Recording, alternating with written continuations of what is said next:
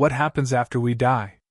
Is it eternal nothingness, or a reality beyond imagination? Today, you're going to hear the first-hand account of a ghost, yes, a spirit that claims to have crossed over and come back with a message. But this isn't a story you've heard before. This isn't a recycled urban legend or a spooky campfire tale. This is something different. Real. Unexpected. His story about the afterlife will surprise you, and possibly change the way you see everything. Lean in close. Let's begin. Our story begins with a man named Thomas Elridge, a 47-year-old history teacher from Virginia.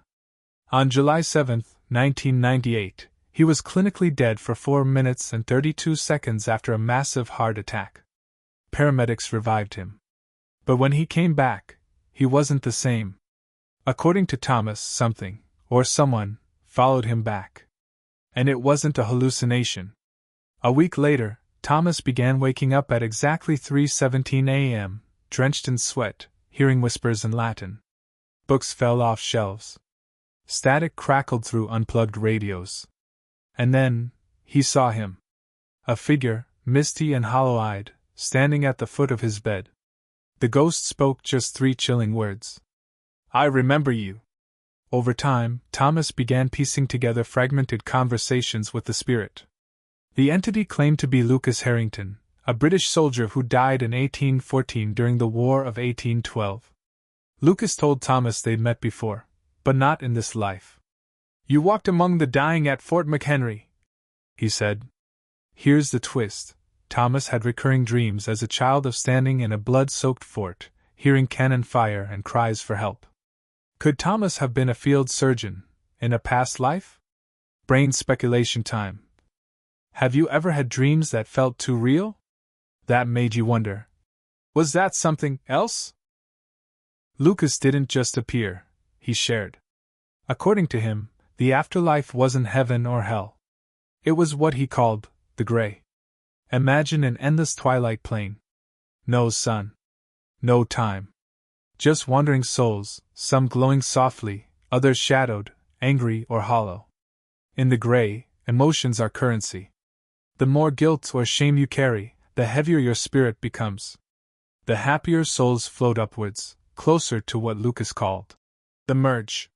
He described entities that aren't human, who watch.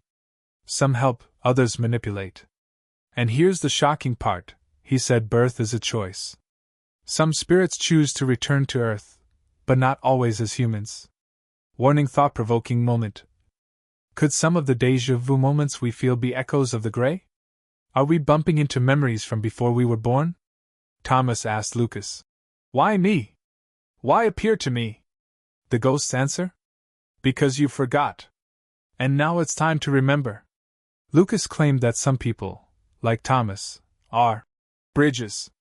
Not mediums, not psychics, but reminders. He was tasked with warning people, our emotions echo after death.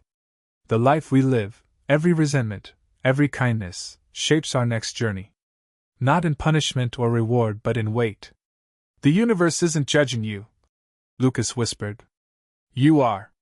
Imagine if everything you're feeling right now will follow you when you die. Would you live differently? This isn't an isolated case. Across the globe, similar stories have emerged. Small Blue Diamond, a nurse in India, claims a patient described the exact same gray realm before flatlining. Small Blue Diamond in Iceland, a woman who drowned was revived and later painted eerily similar images of floating spirits tethered by red threads. Small Blue Diamond, a child in South Africa, recalled his past death by name and location, matching an unsolved murder case from 1979.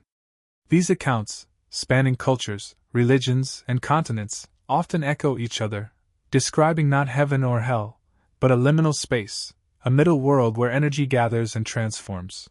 Are these stories proof of an afterlife, or just the brain's final illusion? One night, Thomas asked the ghost one last question.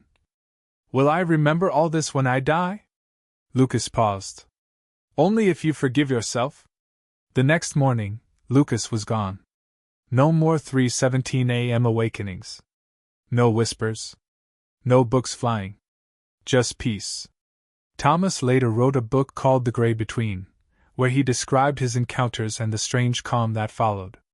It wasn't fear I felt anymore, he said. It was familiarity.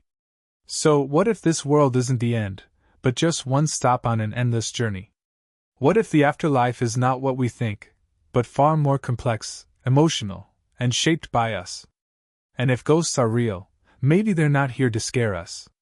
Maybe they're here to remind us. If this story made you think, or gave you chills, drop a ghost in the comments. What do you believe the afterlife holds? Have you had a strange dream or experience that felt like more than a dream? Let us know below. And if you want more stories like this one, don't forget to like, subscribe, and hit that bell.